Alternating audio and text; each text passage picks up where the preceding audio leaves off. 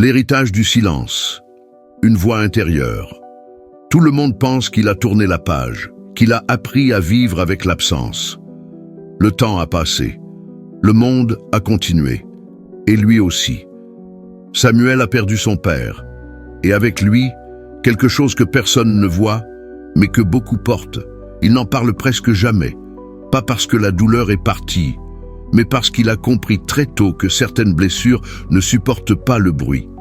Depuis, il avance, droit, responsable. On le regarde et on dit « il est fort, il tient bien », sans savoir ce que cette force lui coûte.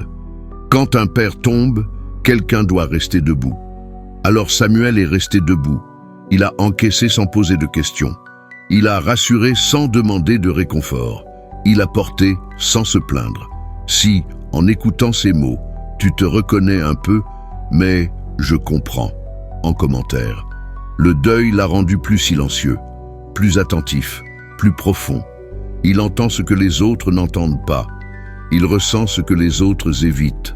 Parfois, le manque revient sans prévenir, dans une décision difficile, dans un doute soudain, dans un moment où il aurait voulu demander conseil et entendre une voix dire « fais comme ça ». Mais le silence répond toujours par le silence. Son corps, lui, n'oublie rien. La fatigue s'installe.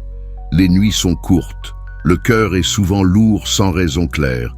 Mais personne ne s'inquiète, parce que Samuel tient encore, parce qu'il sourit encore. Un jour pourtant, une parole entendue depuis longtemps revient doucement à son esprit.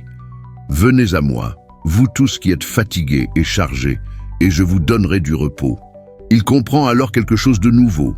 Être fort ne veut pas dire être seul. Porter ne veut pas dire s'épuiser.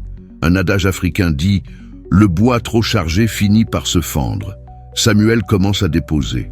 Pas devant tout le monde, pas dans le bruit, dans la prière, dans le recueillement, dans une parole vraie, dite à une personne sûre. Il ose enfin nommer ce qu'il a longtemps gardé.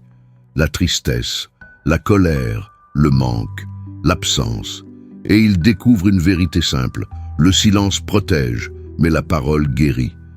Un autre adage lui revient. Le chemin est long quand on marche seul, mais il devient supportable quand on partage le fardeau.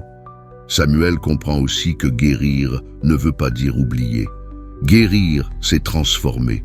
Transformer l'absence en sagesse, la douleur en profondeur, le souvenir en guide. Même le Christ, dans son moment le plus sombre, a parlé, a crié, a confié sa douleur.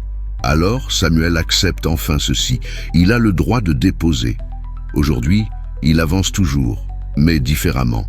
Les épaules un peu plus légères, le cœur plus honnête, la foi plus ancrée.